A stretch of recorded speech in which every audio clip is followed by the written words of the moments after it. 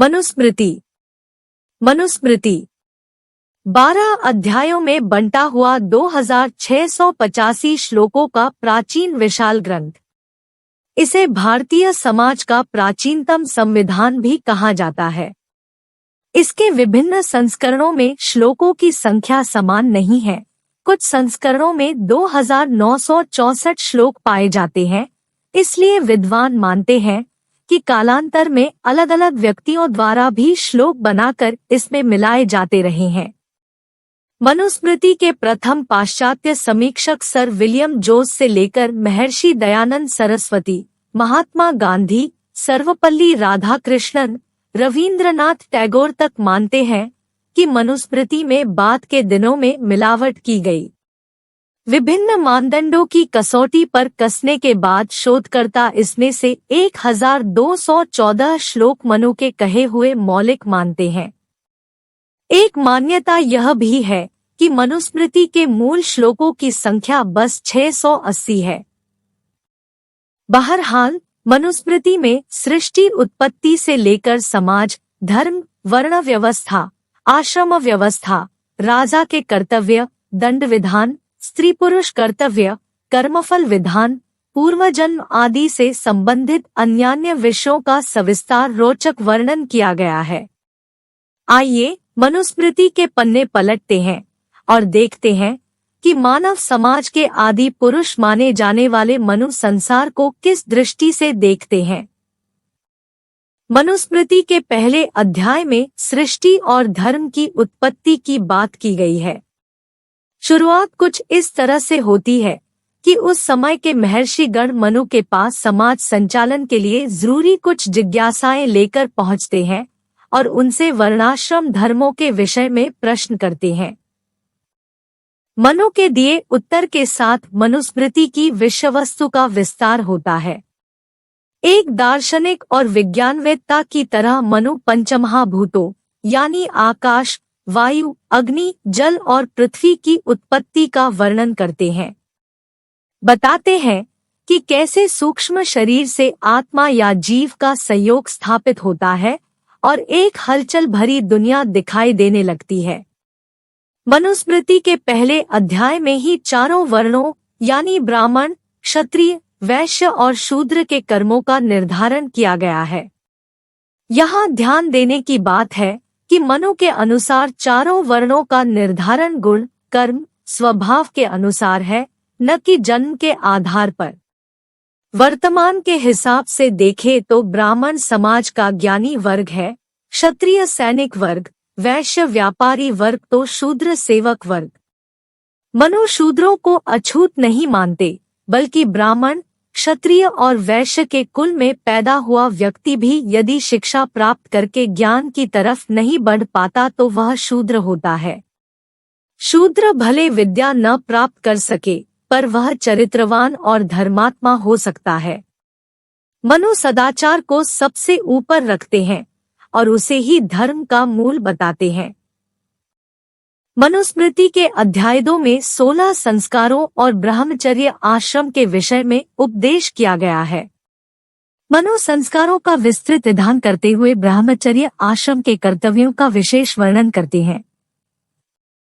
भोजन करने के तौर तरीके से लेकर अध्ययन की विधि और स्वाध्याय के लाभों की भी वे स्पष्ट व्याख्या करते हैं। इस अध्याय में अध्ययन हेतु उपस्थित विद्यार्थी की विशेषताएं तो बताई ही गई हैं। पढ़ाने वाले गुरु के लक्षणों और विशेषताओं की भी चर्चा की गई है। आचार्य, उपाध्याय के अलावा गुरु के रूप में पिता और माता की तुलनात्मक महत्ता बताई गई है। दूसरे अध्याय के 125वें श्लोक में मनु कहते हैं कि अगर बालक विद्वान है तो उसका स्थान वयोवृद्ध से ऊंचा माना जाना चाहिए।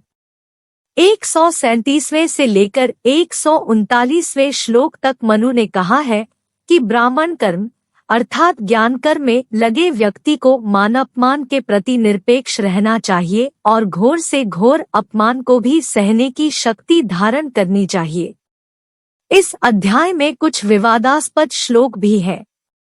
जैसे कि 110वें श्लोक में कहा गया है कि 10 वर्ष के ब्राह्मण को और 100 वर्ष के क्षत्रिय को क्रमशः पितापुत्र समझना चाहिए, यानी ब्राह्मण ही पिता है। शोधकर्ताओं ने ऐसे श्लोकों को विषय विरोध, अंतर्विरोध और शैलीगत आधार पर बात का मिलाया हुआ प्रक्षिप्त माना है। ध्यान देने लायक है कि इसी के बाद 112वें श्लोक में मनु ने स्पष्ट रूप से वयोवृद्ध शूद्र को सबके द्वारा सम्मान योग्य माना है। 198वें श्लोक में ब्रह्मचारी बालक के लिए कहा गया है कि उसे स्त्री और शूद्र के श्रेष्ठ कार्यों से शिक्षा लेकर उस पर आचरण करना चाहिए। तीसरा अध्याय समावर्तन, विवाह और पंचयज्ञ के विधान का है। समावर्तन का अर्थ है शिक्षा प्राप्त करने के बाद स्नातक बनकर गुरुकुल से विदा लेकर घर में वापस आना। समावर्तन के बाद विवाह करके गृहस्थ आश्रम में प्रवेश करने का विधान है। मनु ने 8 प्रकार के विवाहों का वर्णन किया है। इन 8 विवाहों में से ब्राह्म, दैव, आर्ष और प्राजापात्य विवाह का मनु ने समर्थन किया है, परंतु आसुर, गांधर्व, राक्षस और पैशाच विवाहों को उन्होंने हानिकारक बताया है। मनु स्त्रियों के साथ किसी भी तरह की जोर जबरदस्ती को परिवार और समाज के लिए विनाशक बताते हैं। वे नारियों को विशेष सम्मान देने की बात करते हैं और इस अध्याय के 56वें श्लोक में कहते हैं, जिस कुल में नारियों का सम्मान होता है उस कुल में दिव्यता का, देवत्व का निवास होता है, परंतु जिस कुल में स्त्रियों का आदर सत्कार नहीं होता वहां समझिए कि सारी क्रियाएं निष्फल हो जाती है।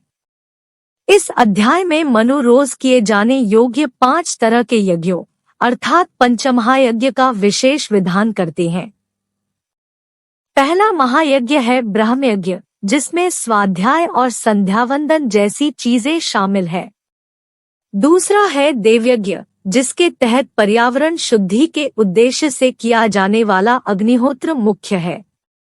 तीसरा महायज्ञ है मनुष्येतर प्राणियों के लिए आहार उपलब्ध करने के लिए भूतयज्ञ अथवा बलिवैश्वदेव यज्ञ। चौथा है अतिथि यज्ञ, जिसका मुख्य उद्देश्य विद्वानों का सत्कार करना है। पांचवा है पितृयज्ञ, जिसके तहत माता पिता और बड़े बुजुर्गों को सम्मान देने की बात मनु करते हैं। यहाँ यह जानना महत्वपूर्ण है कि वर्तमान में जहाँ माता पिता के मरने के बाद पितृयज्ञ के तहत तर्पण और श्राद्ध जैसी क्रियाएं संपन्न की जाती हुई हम देखते हैं, वहीं पर मनु जीवित माता पिता के तर्पण की बात करते हैं। तर्पण अर्थात आदर सत्कार आदि के द्वारा तृप्त करना।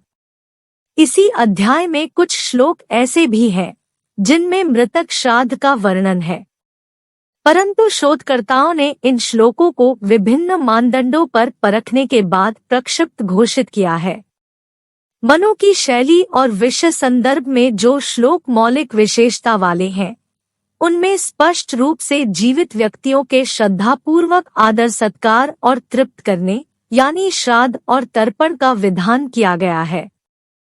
मनुस्मृति के 4 और 5वें अध्याय में गृहस्थ आश्रम के कर्तव्यों का विस्तार से वर्णन किया गया है।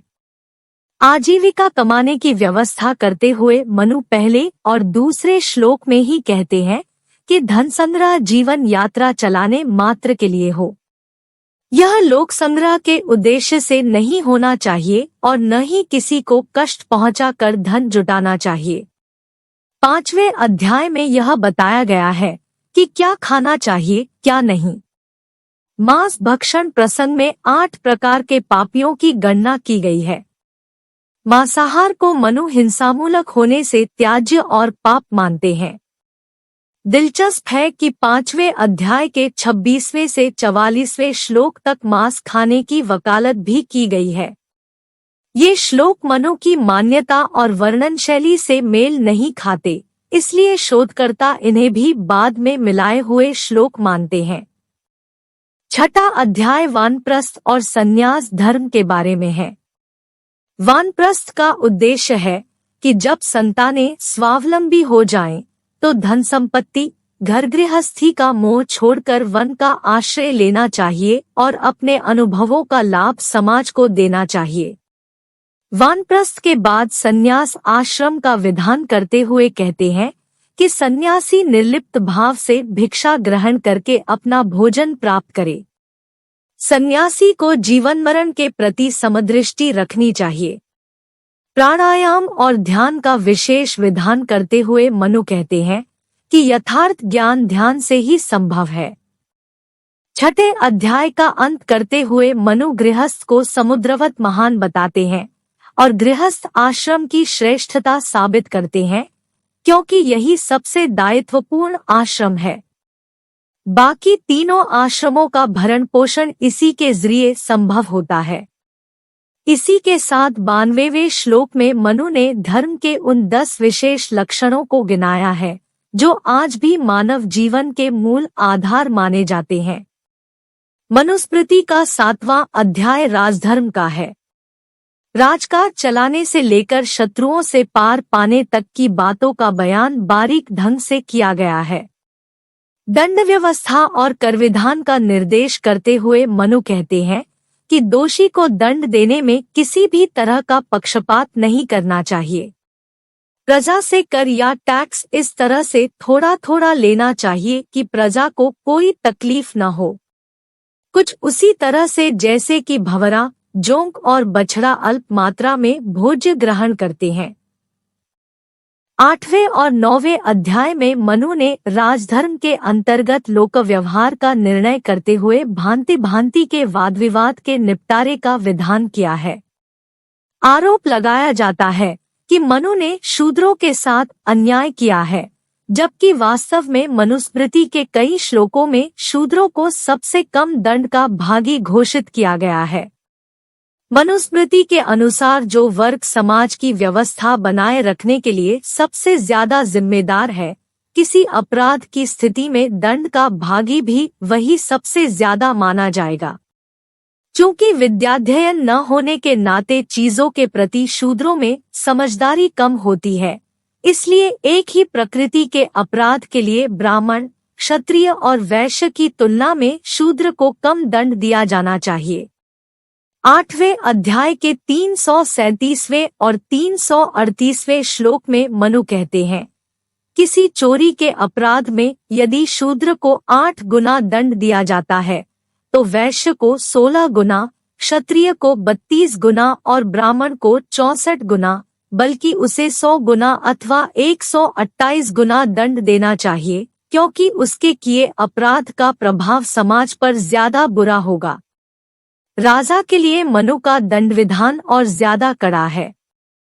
राजा पर पूरे समाज की जिम्मेदारी होती है। स्त्रियों के प्रति किए गए अपराधों के दंड विधान में मनु काफी कठोर दिखाई देते हैं। 8वें अध्याय के 323वें और 352वें और 9वें अध्याय के 232वें श्लोक में उन्होंने स्त्रियों की हत्या और उनका अपहरण या शीलभंग करने वालों के लिए मृत्युदंड और देश निकाला जैसे दंडों का विधान किया है। 9वें अध्याय के 90वें और 91वें श्लोक में वे कन्या को अपना वर स्वयं चुनने का निर्देश देते हैं। इसी अध्याय के 176वें श्लोक में विधवाओं के पुनर्विवाह का विधान है। 10वें अध्याय में चारों वर्णों के विशिष्ट कर्मों की बात की गई है। इस अध्याय के 335वें श्लोक में मनु ने शूद्रों के लिए कर्म की श्रेष्ठता के आधार पर उत्कृष्ट वर्ण यानी ब्राह्मण, क्षत्रिय और वैश्य बनने का विधान किया है। एक तरफ जब यह आरोप लगाया जाता है कि इस धर्मग्रंथ ने जन्म आधारित जाति व्यवस्था बनाई, तो दूसरी तरफ 10वें अध्याय का 65वां श्लोक जन्म आधारित व्यवस्था को पूरी तरह खारिज करता दिखाई देता है। मनु कहते हैं, गुण, कर्म, योग्यता के आधार पर ब्राह्मण शूद्र बन जाता है और शूद्र ब्राह्मण। इसी प्रकार क्षत्रियों और वैश्यों में भी वर्ण परिवर्तन हो जाता है। यह भी ध्यान देने वाली बात है कि मनुस्मृति में आजकल की प्रचलित जातियों के बारे में कहीं कोई उल्लेख नहीं है। मनुस्मृति का 11वां अध्याय प्रायश्चित्त विषय को समर्पित है। दान और यज्ञ संबंधी विधान किया गया है। प्रायश्चित्त का अर्थ और उसका उद्देश्य बताते हुए मनु कहते हैं कि किसी भी पाप कर्म के लिए प्रायश्चित्त अवश्य किया जाना चाहिए ताकि संस्कारों की शुद्धि होती रहे। मनु कहते हैं कि तब पूर्व पुनः पाप न करने के निश्चय और कर्मफल का चिंतन करने से पाप भावना से मुक्ति मिलती है। 12वां अध्याय मनुष्य जीवन का उपसंहार है। इसमें कर्मफल विधान और निःश्रेयस कर्मों का वर्णन किया गया है। मनु मन को कर्मों का प्रवर्तक कहते हैं और उसके जरिए होने वाले अधर्मों की चर्चा करते हुए वाचिक और शारीरिक बुरे कर्मों से सचेत करते हैं। सत, रज और तम से संबंधित गतियों के फलस्वरूप जन्म अवस्थाओं के फल का वर्णन करते हुए आत्मज्ञान की परम साधना और ज्ञान की चर्चा करते हैं। मनु घोषित करते हैं कि परमेश्वर ही सबका निर्माता, फलदाता है, इसलिए वही सबका उपास्य है। मनु परमात्मा को जानने का आह्वान करते हैं और ईश्वर के अनेक नामों की सार्थकता बयान करते हुए अंत में समाधि के जरिए ईश्वर और मोक्ष की प्राप्ति के साथ अपनी स्मृति को विराम देते हैं। इतना जानने के बाद क्या इस महाग्रंथ के पन्ने पलटने की जिज्ञासा पैदा होती है? अगर होती है तो यह भी समझना चाहिए कि मनुस्मृति को समझने के लिए पूरा मन लगाने की जरूरत है। केवल कुछ श्लोकों के आधार पर मनु के बारे में एकदम सही निष्कर्ष नहीं निकाला जा सकता।